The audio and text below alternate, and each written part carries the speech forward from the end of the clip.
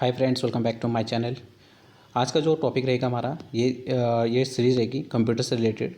इसमें देखेंगे हम कि मोस्ट इंपॉर्टेंट जो सीरीज़ चल रही इससे देखते हैं हम, क्योंकि इसमें 600 प्लस से क्वेश्चन है। तो इस सीरीज़ में देखेंगे हम, कोशिश करेंगे कि सारे के सारे करवा दिया जाए, क्योंकि अभी आगामी काफ़ी एग्जाम्स आने वाले हैं, जैसे ROER हो गया या SI हो गया, या अपना यहाँ पे और भी एग्जाम्स है ग्रुप C से रिलेटेड। तो UKPSC और UKSSC दोनों में यहाँ से काफ़ी क्वेश्चन आते हैं, और बाकी अदर एग्जाम्स जैसे यूपी में आता है ना, UPSSC होता है, तो इन सब में ये पूछे जाते हैं। SSC में आता है, तो ये सब के लिए है एक्चुअल में। कंप्यूटर क्या होता है, जहाँ जहाँ भी पूछा जाता है तो लगभग सेम ही फॉर्मेट रहता है इसका। ठीक है, तो कोशिश ये करेंगे हम इसमें कि ज़्यादा से ज़्यादा सीरीज का क्वेश्चन करेंगे, ताकि सारे बच्चों को भी फ़ायदा हो जो पहली बार भी इसे देख रहे होंगे। और नंबर दूसरी बात, इसमें जैसे 600 यानी 1000 के आसपास ये क्वेश्चन है इसमें, तो इनको कंप्लीट करने के बाद कोशिश रहेगी कि ज़रूर यहाँ से क्वेश्चन आएंगे, और उसके बाद इसका PDF मैं अपना टेलीग्राम चैनल पे भी अपलोड कर दूंगा। ठीक है, तो पहले क्वेश्चन देखते हैं हम कि कई फाइलों से ऑब्जेक्ट मॉड्यूल को जोड़ सकता है, तो इसको लिंकर, लोडर या इंटरप्रेटर या कंपाइलर या इनमें से कोई नहीं, तो that is called is linker. इसको कहा जाता है लिंकर कहा जाता है। प्रोग्राम लिखने के लिए एक संकेत क्या है जो गणना और एल्गोरिथम के निर्देश देता है, इसको कहते हैं हम एक प्रोग्रामिंग लैंग्वेज कहते हैं। नेक्स्ट है डैश ह्यूमन लैंग्वेज और एक प्रोग्रामिंग लैंग्वेज के कौन सा क्रॉस है, तो इसको कहा जाता है पैस्यूट कोड कहा जाता है इसे, पैस्यूडो कोड। नेक्स्ट है निम्नलिखित में से किसको लो लेवल लैंग्वेज भी कहा जाता है, तो low level language machine language और असेंबली लैंग्वेज दोनों को लो लेवल लैंग्वेज भी कहा जाता है, तो option number C is right answer.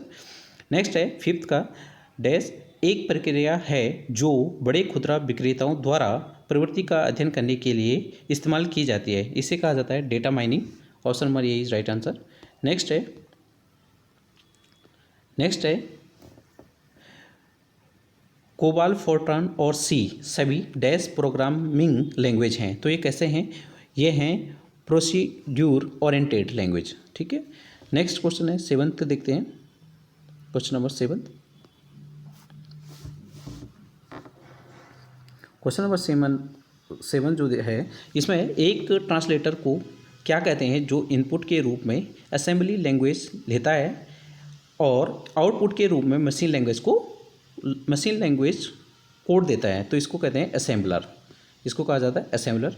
जावा एक प्रोग्रामिंग लैंग्वेज है जो डैश के द्वारा विकसित की जाती है, तो इसको कहा जाता है जेम्स गोसलिंग कहा जाता है।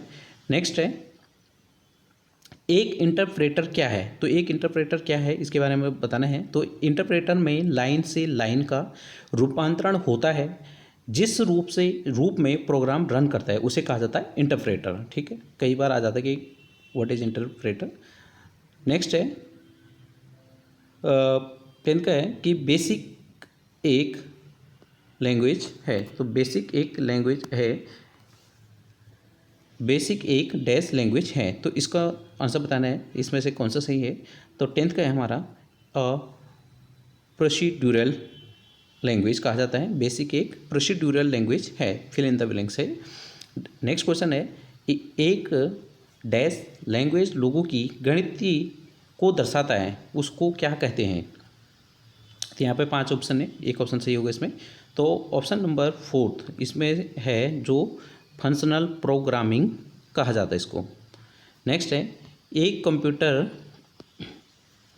में इस्तेमाल होने वाले लैंग्वेज जो मानव की भाषाओं के समान होती है उसे किस रूप में जानी जाती है, तो उसे कहा जाता है option number C high level language. Next है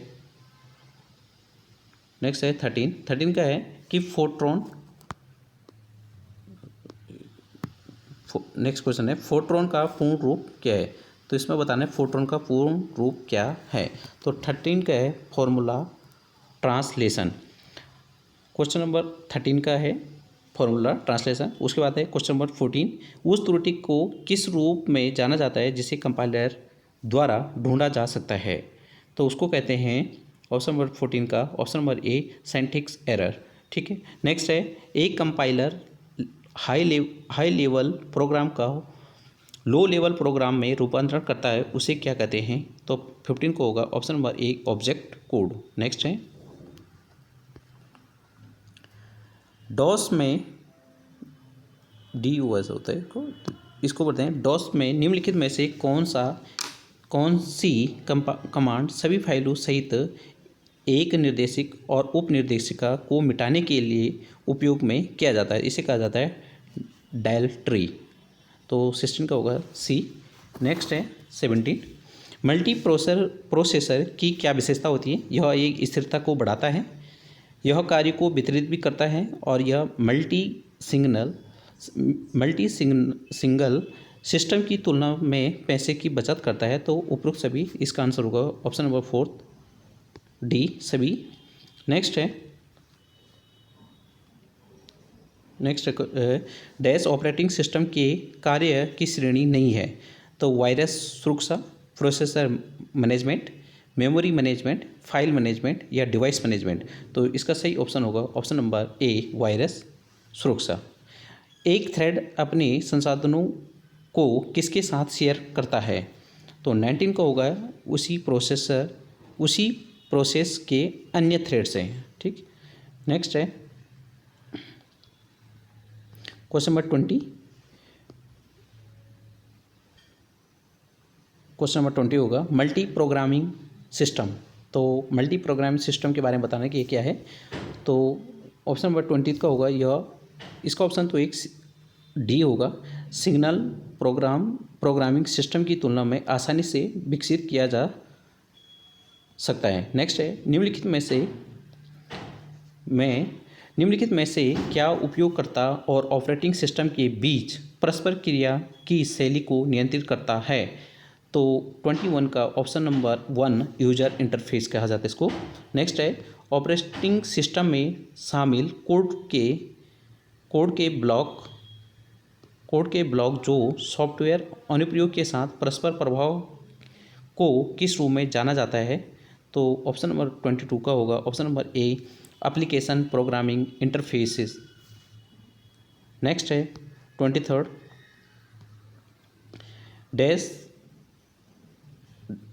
डैश को निष्पादित में कार्यक्रम के रूप में कहा जाता है।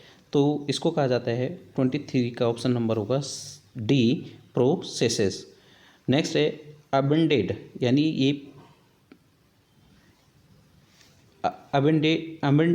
अबेंडेड ऑपरेटिंग सिस्टम का उपयोग किया जाता है। तो इसको कहा जाता है PDA में ऑप्शन नंबर ए। नेक्स्ट है 25 25वां क्वेश्चन देखते हैं। लिनक्स किस प्रकार का सॉफ्टवेयर है? तो लिनक्स के बारे में बताना है कि किस प्रकार का सॉफ्टवेयर है। तो इसका ऑप्शन होगा open source option number D. Operating system की एक अकेले प्रोसेसर में एक ही कंप्यूटर प्रणाली में दो या दो से अधिक प्रोग्राम को एक साथ निष्पादित करने की क्षमता को डैश कहते हैं, मतलब क्या कहा जाता है? तो 26 का होगा हमारा option number C multiprogramming. Next है ऑपरेटिंग सिस्टम के प्रकार हैं जिसे उपयोग करने के लिए आप कंप्यूटर डैश पर निर्भर होते हैं। तो ये होता है बी प्लेटफॉर्म। नेक्स्ट है डैश ऑपरेटिंग सिस्टम है जो वास्तविक समय के संदर्भ में अध्ययन और प्रतिक्रिया करता है। तो ऑप्शन नंबर 28 का होगा ए वास्तविक समय प्रणाली। नेक्स्ट है 29 जब आप पीसी को बूट करते हैं तो क्या होता है? जब आप पीसी को बूट करते हैं तो क्या होता है? तो इसका होता है ऑपरेटिंग सिस्टम के कुछ भागों को डिस्क से मेमोरी में कॉपी किया जाता है। तो इसका सही आंसर होगा ए। ठीक है।